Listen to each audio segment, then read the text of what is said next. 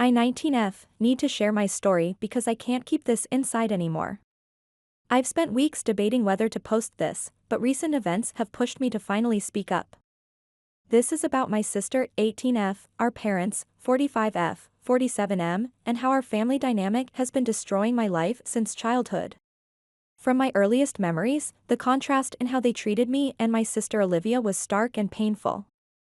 Being just a year apart, you'd think we'd be raised similarly, but that couldn't be further from the truth. Every milestone, every achievement, every moment seemed to revolve around her while I lingered in the shadows. I vividly remember my 10th birthday. While Olivia had received a lavish party with bouncy castles and professional entertainers just months before, my celebration consisted of a simple cake after dinner.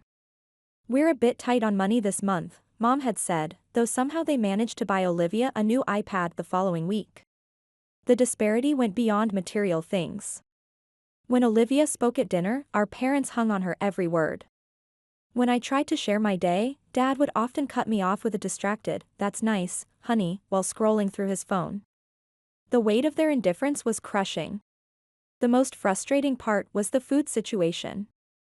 Olivia had a severe peanut allergy, and instead of just managing her diet separately, my parents enforced a complete peanut ban in our house. Peanut butter sandwiches were my favorite lunch, but I wasn't allowed to have them even at school. "It's not fair," I remember telling my grandmother and one afternoon while helping her bake cookies. "Why do I have to eat everything Olivia eats? I don't have allergies."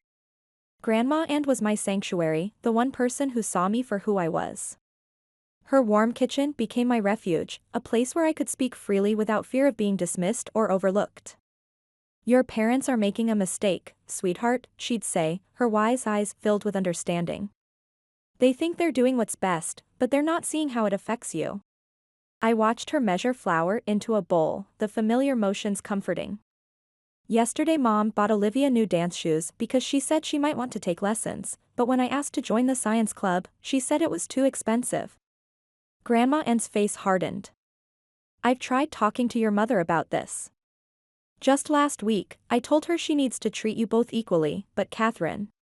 She sighed, shaking her head. "She claims Olivia is more talented, more outgoing. Says you're too introverted, that it's harder to connect with you." Her words stung, but they weren't surprising. I'd overheard similar conversations before, my parents discussing how Olivia was the special one, the daughter with all the potential. Meanwhile, I was just there, the quiet one, the less talented one, the one they had to accommodate but never really saw. While Olivia's schedule was packed with dance classes, piano lessons, and art workshops, I spent my afternoons alone in my room, watching life pass by through my window.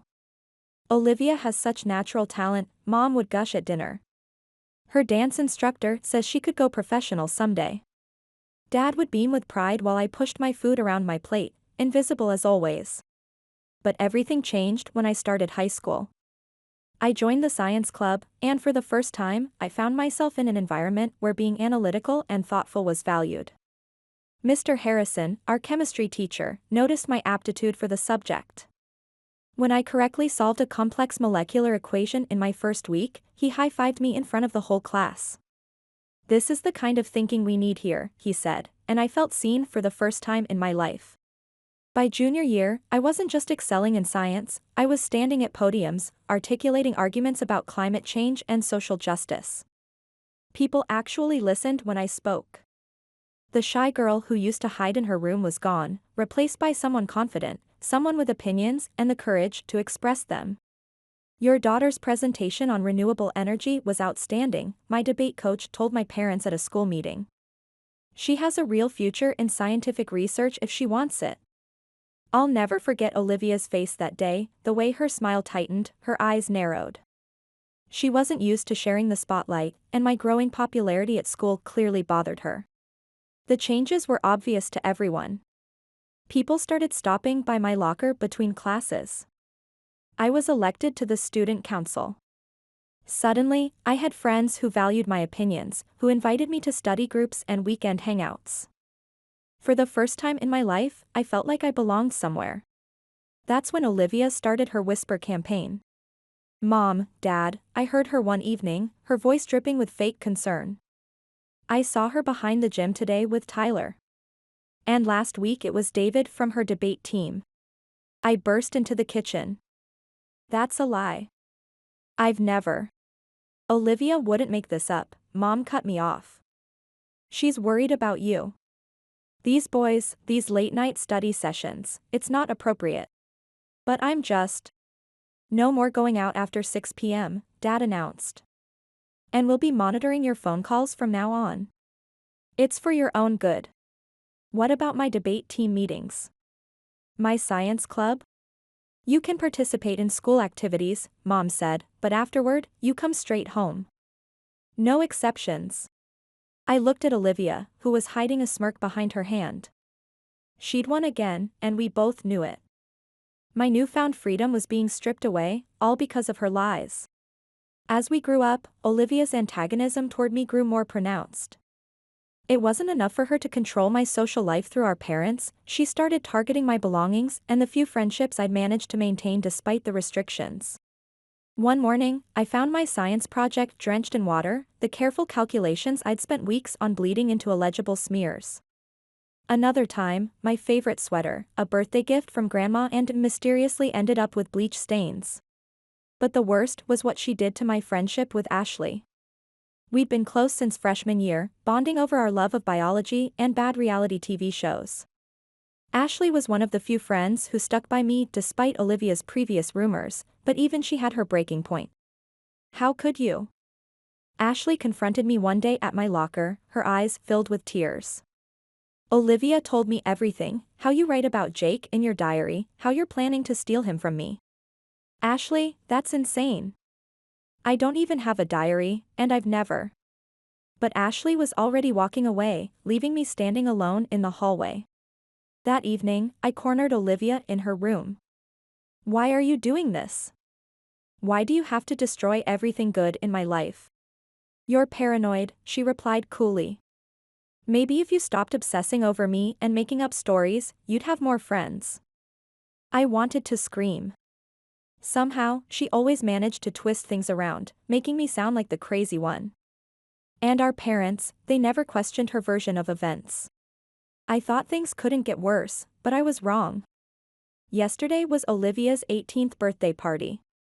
Mom spent days preparing for it, determined to make it perfect. The house was decorated with pink and gold balloons, and relatives filled every corner of our living room. The cake was Mom's masterpiece, 3 tiers of vanilla buttercream, Olivia's favorite. Everyone gathered around to sing happy birthday, and Olivia blew out her candles to enthusiastic applause. But something was wrong. After a few bites, Olivia's face changed. Her hand went to her throat, her eyes widening in panic. Mom recognized the signs immediately, an allergic reaction. The EpiPen. Dad shouted, already running for Olivia's emergency kit. Mom held Olivia's hand while Dad administered the injection, and gradually her breathing steadied. The party atmosphere evaporated instantly. Relatives huddled in concerned groups while my parents tried to understand what had happened. How did peanuts get in the cake? Mom kept asking, checking and rechecking her recipe. I was so careful. That's when Olivia spoke up, her voice still raspy. I saw her in the kitchen earlier, she was doing something with the cake. What? No. I protested. I wasn't even near the cake. But Olivia pressed on. Check her purse, she whispered. The blue one by the door. Dad grabbed my purse before I could react, and there it was, a small jar of peanut butter I'd never seen before, sitting right on top of my wallet. She could have died. Dad's voice boomed through the living room. What were you thinking? I stood there trembling as my parents hurled accusations at me. The jar of peanut butter in Dad's hand might as well have been a smoking gun. I didn't do it, I repeated, my voice getting smaller each time. Please, you have to believe me.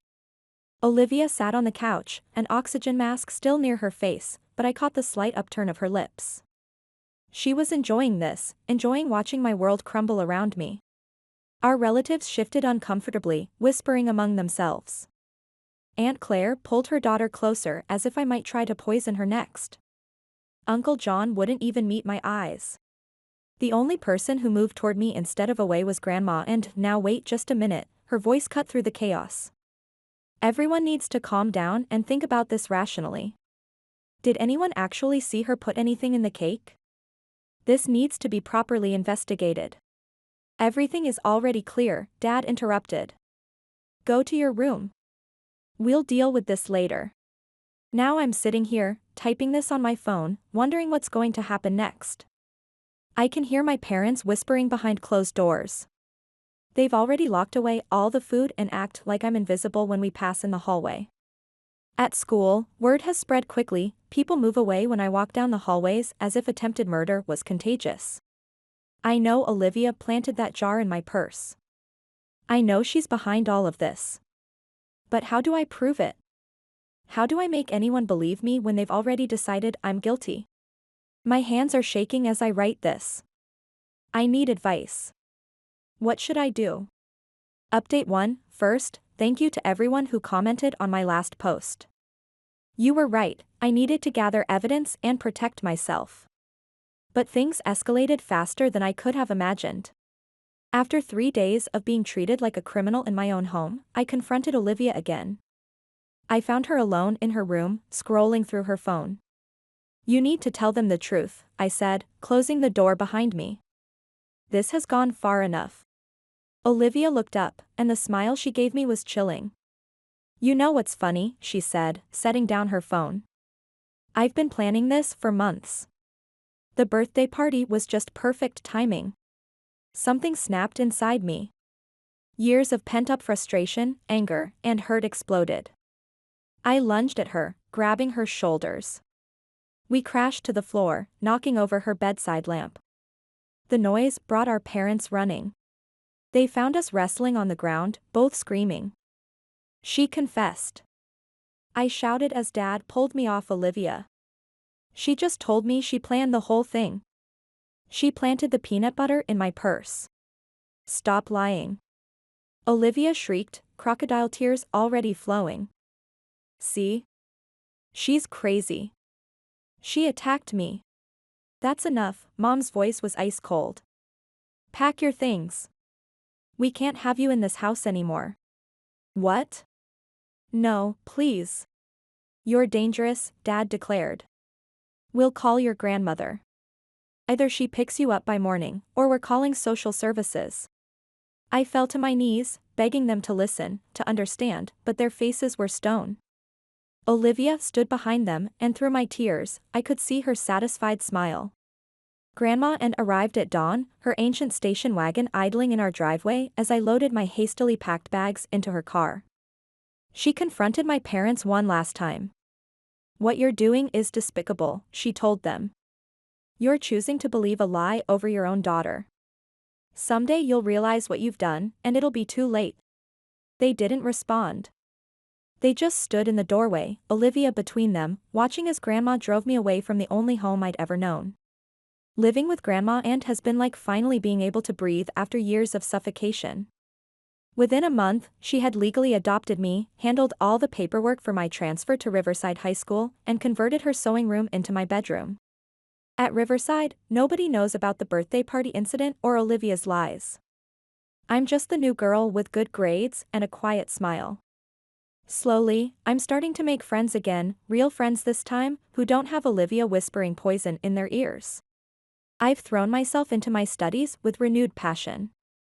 Without Olivia's drama and my parents' constant criticism, I'm flourishing. My SAT scores came back nearly perfect. I've been accepted into several prestigious pre-med programs, but the tuition fees are daunting. Before I could even mention student loans, Grandma Aunt pulled out a folder. I've been saving for this since you were 12, she said, showing me her college fund for me. I always knew you were meant for great things. Yesterday, I saw an update about my family on social media.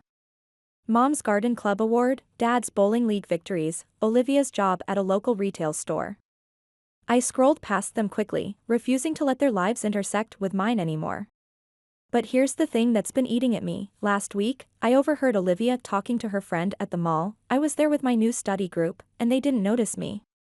She was laughing about how she finally got rid of the competition. She didn't see me recording her conversation on my phone. I haven't decided what to do with the recording yet. Part of me wants to expose everything, but another part just wants to move forward with my life. Grandma and says the best revenge is living well, but is that enough? Should I use this evidence to clear my name, or should I focus on building my future? What would you do if you were in my position? Update 2. First, thank you for all your advice on my last post. Many of you said I should wait for the right moment and keep recording any interactions. You were right, patience has paid off in ways I never expected. Let me tell you what happened this week. I got a call from an unfamiliar number, but something made me record the conversation before answering. It was Mom's voice, syrupy sweet, the tone she used to use when asking Olivia's teachers for deadline extensions. Sweetheart, we saw your college acceptance announcement online. We're so proud of you, she said, as if the past months had never happened. I stayed silent, letting the awkward pause stretch. We've been thinking about you. Your father and I, well, we'd love to have you over for dinner. Just to catch up, as a family. Against my better judgment, and Grandma Ann's advice, I agreed. Maybe it was curiosity, or maybe that stubborn part of me that still craved their approval. The next evening, I pulled up to my childhood home in Grandma Ann's car. The house looked smaller than I remembered, the paint peeling slightly around the windows. I had dressed carefully, professional blouse, tailored pants, the pearl earrings Grandma Ann had given me for my acceptance into pre-med armor, in its own way.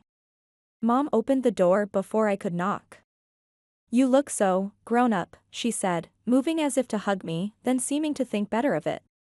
Dad stood awkwardly in the living room, having aged more than I expected, his hair completely gray now, new lines around his eyes. Is Olivia joining us? I asked, noting the table was set for 3.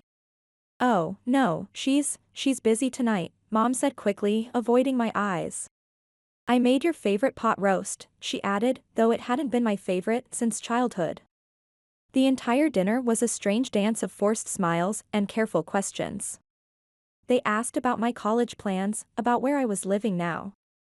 I answered politely but briefly, offering no openings for deeper conversation. Finally, Dad pushed his potatoes around his plate and cleared his throat. Listen, there's something we need to discuss. He glanced at Mom, who nodded encouragingly. We've been having some financial difficulties. The company downsized last month, and your mother's arthritis is making it harder for her to maintain her full schedule at the salon. I took a sip of water, saying nothing. We were wondering, Mom jumped in, her voice too bright, since you're doing so well now, maybe you could help us out? Just until things get better. We need about $20,000 to avoid foreclosure. The audacity was breathtaking. I set down my glass carefully. Have you asked Olivia for help? Mom's face fell. Olivia's struggling too. Retail doesn't pay much, and she's barely making ends meet as it is. I stood up, placing my napkin on the table. I'm sorry to hear about your situation, but I won't be able to help. After everything we've done for you? Mom's voice cracked. We raised you, You threw me out, I interrupted, my voice steady. You chose to believe Olivia's lies without a shred of evidence. You were ready to call social services on your own daughter. We were protecting Olivia. Dad slammed his hand on the table. She could have died. Ask her, I said quietly. Ask her if she planted that jar in my purse. Ask her why she's working retail instead of pursuing that dancing career you were so sure she'd have. I walked out to their protests, but I didn't look back. When I got to my car, my phone was already buzzing with messages. Mom, please, we need your help. We're your parents, you have an obligation to help us. Dad, after all these years, this is how you treat us? We gave you everything. I blocked their numbers. But then came the voicemail that changed everything. It was Olivia, clearly drunk, her words slurring. You think you're so much better than me now, don't you? With your college acceptance and your perfect grades. You know what's funny? Mom and Dad still don't care about your success. They just want your money. That's all you're good for now. She laughed, a harsh sound. Remember my birthday party? The peanut butter? I planned that for weeks. Waited for the perfect moment. And guess what? I even told Mom and Dad about it a few months later. They didn't even care. Dad just said it was probably for the best that you were gone anyway. That's how much they prefer me over you. The next morning, I played the voicemail for Grandma Ann. She listened in silence, her face growing harder with each word. When it finished, she pulled me into a tight hug. You know what you have to do now, she said quietly. It's time for the truth to come out. I'm sitting here now, composing a social media post that will change everything. I have the voicemail. I have the recording of their dinner request. I have evidence of every lie, every manipulation, every moment they chose Olivia over truth. Should I do it? Should I expose everything? Part of me worries it's too vindictive, that I should be the bigger person. But another part remembers that scared, confused girl who lost everything because of their lies. Don't I owe her some justice? I need your advice one more time. What would you do? Update 3. Thank you to everyone who encouraged me to share the truth. 2 weeks ago, I finally posted everything online, and the aftermath has been both overwhelming and liberating. Here's what happened. I spent an entire weekend carefully crafting my post, making sure to stick to facts and evidence. I started with a simple statement. Many of you remember the incident at my sister's 18th birthday party, the day my parents kicked me out of their house for allegedly trying to harm my sister with peanuts. Today, I'm sharing my story not out of vengeance, but because the truth deserves to be heard. I detailed everything, years of favoritism, Olivia's escalating lies, our parents' blind devotion to her. Then, I explained how they'd recently reached out, not to apologize, but to demand $20,000 from me. Finally, I shared the recordings, Olivia's drunken confession about planting the peanut butter, and her admission that our parents knew the truth but chose to protect her anyway. The response was immediate and explosive.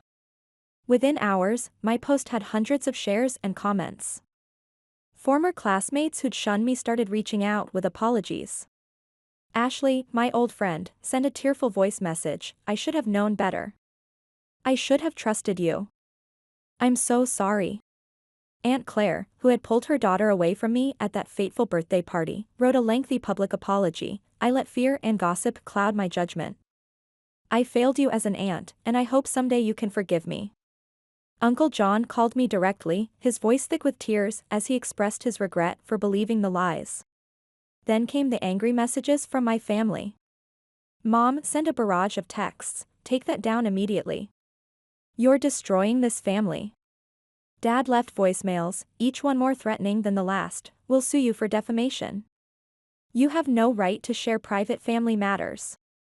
Olivia's reaction was the most dramatic. She created multiple social media accounts to harass me after I blocked her main one. I'll sue you for recording me without permission. You've ruined my life. Her friends joined in, calling me cruel and vindictive. I responded to all of them with the same message. All communications are being recorded and archived. My lawyer has copies of everything. Any threats or harassment will be dealt with legally. Please do not contact me unless through proper legal channels. The harassment stopped almost immediately. They must have finally realized I wasn't that powerless teenage girl anymore. The consequences of the truth coming out have been far-reaching. Mom lost her position as president of the garden club. Dad's bowling league suggested he take a break. Olivia had to quit her retail job after customers started confronting her about the story. Last week, I received an unexpected letter from my high school chemistry teacher, Mr. Harrison. I always knew something was wrong, but I failed to act. Your courage in speaking up has inspired me to implement new protective measures for students who might be experiencing similar situations at home. My new life continues to flourish. I've accepted a full scholarship to one of the top pre-med programs in the country. The dean personally called to assure me that they had reviewed my case and were impressed by my resilience and integrity. Your experience, she said, will make you a more empathetic doctor. Yesterday, Grandma Ann and I celebrated with champagne on her back porch. To the truth, she said, pouring us each a glass, and to you, my brave girl. I couldn't have done any of this without you, I told her, fighting back tears. You were the only one who believed in me when everyone else turned away. She took my hand, her eyes bright with pride. I never doubted you for a second.